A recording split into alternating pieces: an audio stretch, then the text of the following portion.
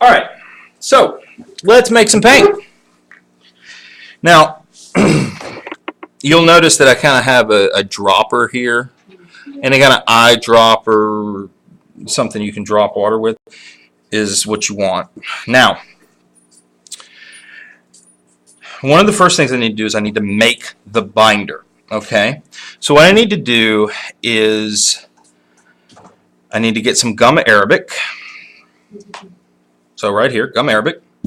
Now, I have a selection of very tiny things. I have a dash, it actually says it on here, a dash, a tad, a drop, a pinch, a smidgen. Actually, see? Yes, see, look. Smidgen. Okay. Now, I need those. all right. So I'm going to take some binder. How much? Not too much. A heaping pinch here. I can make more. And see, here's the advantage. When you make this out separately, that binder can dry, and you reactivate it later and use it for something else. Okay? So you just wet it again? Yeah. All these paints that you see here, a touch of water with the brush, and I can reactivate and start using them again. In the shells? Yeah. Ones that are dried out?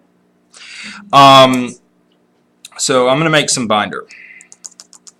Let's go with 2 heaping pinches here. Now, to make binder, and I like to do it with a brush to mix it up. It's a matter of preference, but you're going to take it and then you're going to drop 2, 3, 4, 5. There we go. You drop some water in it. If you overdo it, add a touch more binder to get it. Now, as you can see here, I've not added enough water. Okay, see how there's just still too much dry. So you just add a couple of drops. Don't do that, and then start mixing it up. Now, the binder does not need to be extremely thick. Okay? So,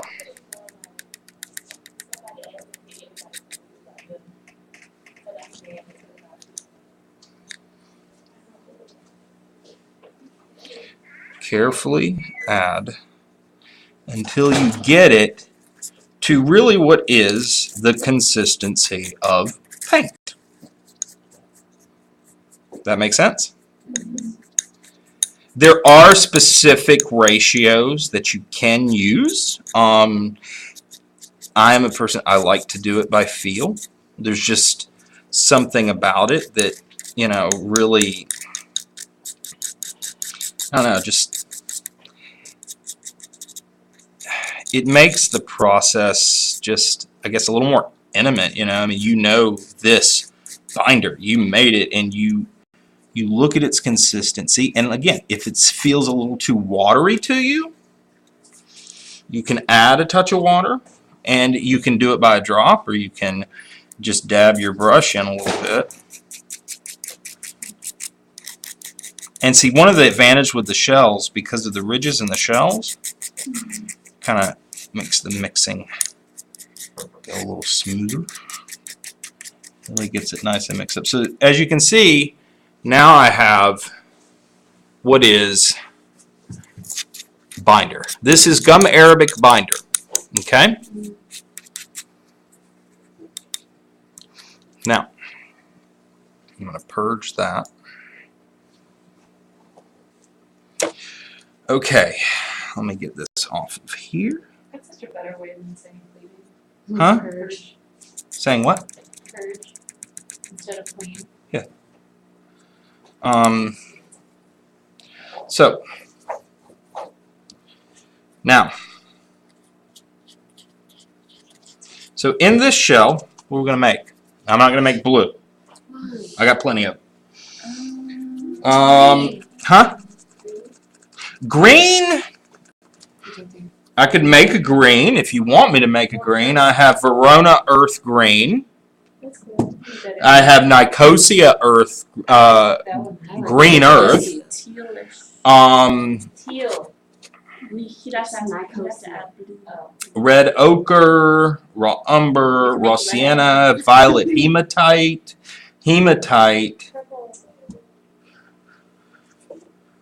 Violet Hematite. What you want? Violet. It's not really, it's more of a reddish than a violet. Okay, well then the one in the middle. I want the one in the middle. Nicosia Earth Green. Yes. Is Nicosia a place? Yes. Where? I believe it's Italian. Okay.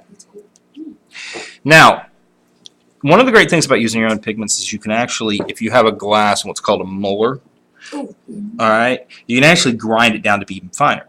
You choose basically how chunky your paint is. Okay? It's kind of like peanut butter. Okay? So, but what you want to do is you're going to take a drop. Oh, it's a drop. I'm going to put 2 heaping drops in here. Oh, that's a different drop. Now I have to make what's called pigment paste. Every pigment is different, so your water ratios vary from one pigment to another. So you're going to take the pigment paste, you're going to take the pigment, and then you're going to put a drop and a drop and a drop, because pigments can be expensive. Okay. You want to make sure that you don't overdo it and have to add more. Pigment paste needs to come out at the consistency of toothpaste. So as you can see here, I have added too much water. In order to correct this, what I need to do to get proper pigment paste is I need to add a touch more pigment. Another drop. Now we're going to move it down to another drop. No, drop is smaller than a smidgen. Now that should hopefully be enough to get the consistency I need. Now, there we go. It may need a little more. Yep. And that is the process. But now look, I want you to consider something. What quantities am I using? Small. Very small, right? And because I'm using very small quantities, then that means that this, even if I were to just say no and just throw it away, how much have I actually thrown away? So, and the great thing is, if it dries out to the point that I can never use it again, which that would be a very long time, then, okay, that's a little dry, I need a drop of water.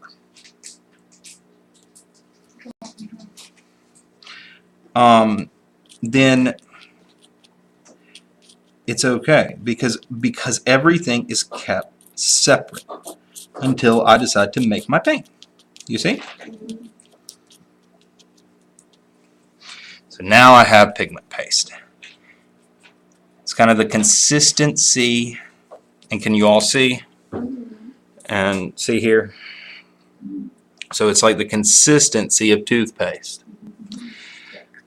Now, at this point, I'm going to purge my brush.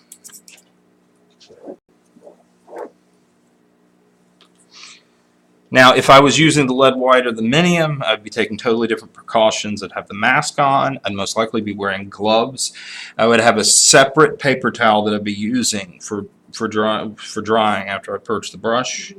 I'd be using a water container that has half this amount of water in it, so that when I'm done, I can take my drying paper towel, ball it up, and put it in there to soak up that water to dispose of it that way, because you cannot pour it down the sink. Now, here's the binder. And another thing you can also do if you have the time is instead of adding water or adding pigment or anything like that to it, you can let it sit.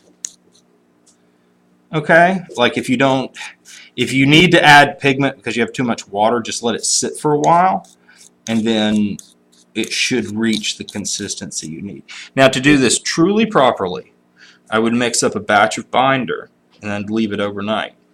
This allows all the little grains of gum arabic to dissolve into the water and into the binder.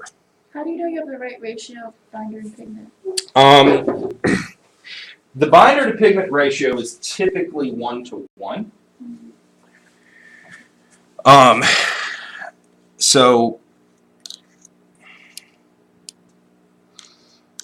And I have about the same amounts on each. Another thing too, I'm leaving room for the honey. And you will use, it's 1:1 for binder to pigment, and then honey is at 1/8 to 1/3. Now you mix thoroughly. You really want to try to really get all the pigment broken up, all the binder broken up, and get it all nice and dissolved in and smooth. Okay? Now if I allow this to dry, one of the things that may happen is you may see some cracks form in it. And that's because of the elasticity. So to prevent that, I need to add honey. Just a drop. I can add a little bit more given the amount that I have, but that's it. Don't want to go past that, otherwise it'll end up way too glossy. Once you have that in here, What if you want glasses? well, then there you go. But remember you asked about that lead white? Why it had kind of just this slightest cast of yellow to it? The honey. Oh.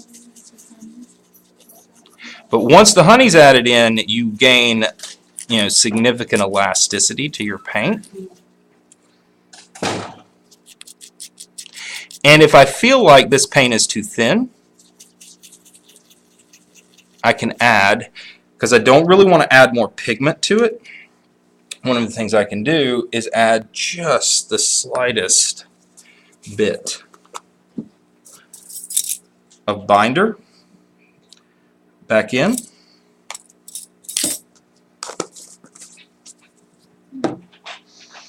And that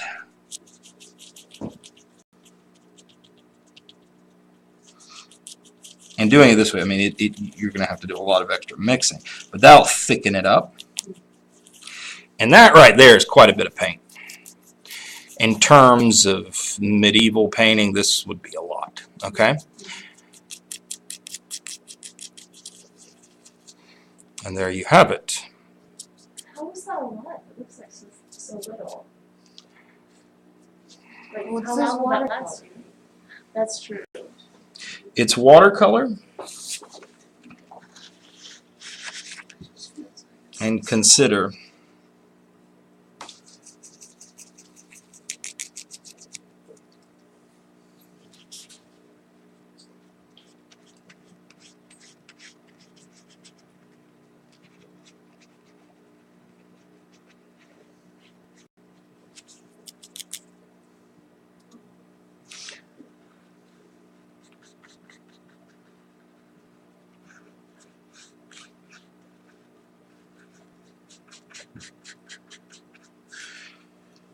you see?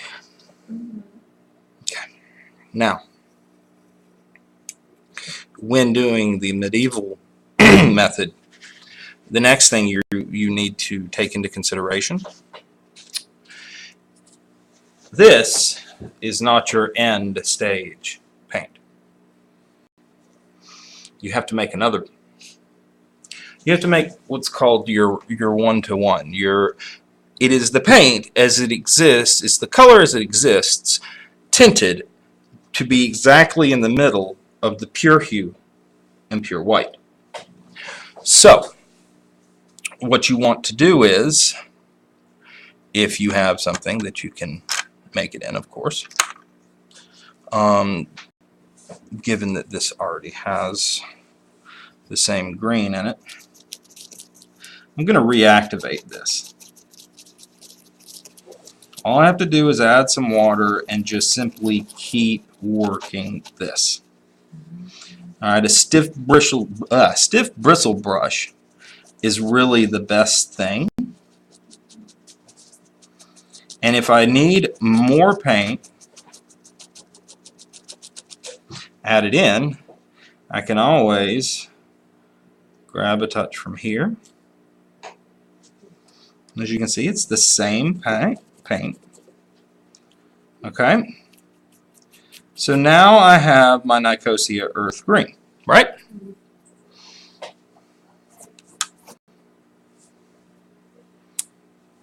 Now I need white.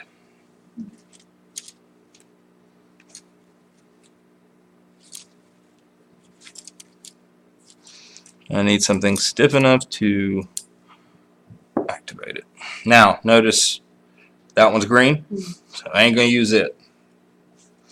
I can also just drip some water onto it and activate it. Uh-oh. This brush I didn't fully clean. It had a touch of black in it.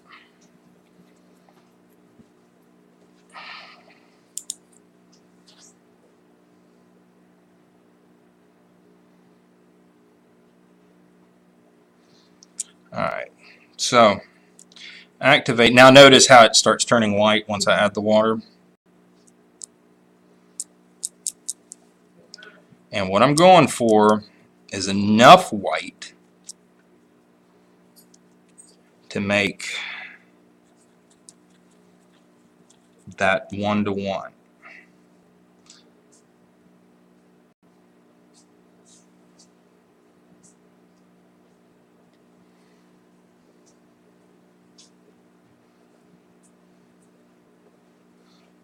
Okay, so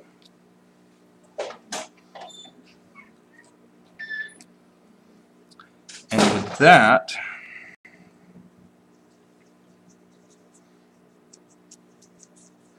I create a tinted green,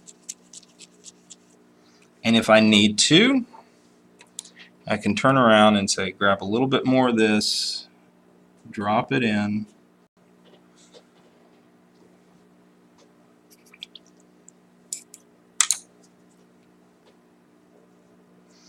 to darken it,